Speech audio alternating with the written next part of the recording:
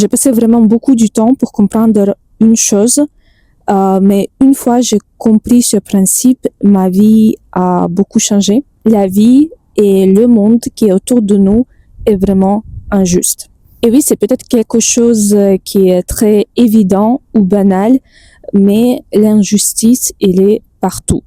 Aujourd'hui, on parle beaucoup de l'égalité des chances, de non-discrimination, de la lutte contre le racisme, mais toutes les choses, ils sont bien présents.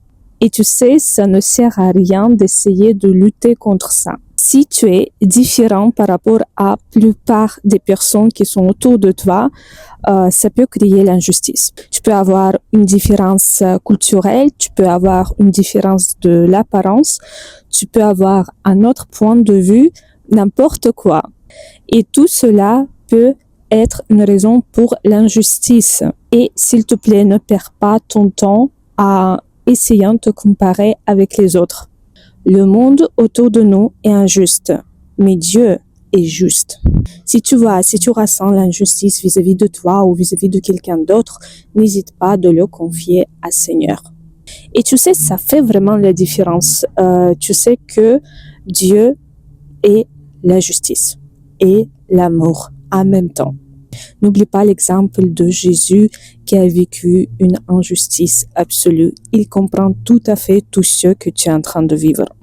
N'hésite pas de tout confier dans ta prière et tu sais quoi?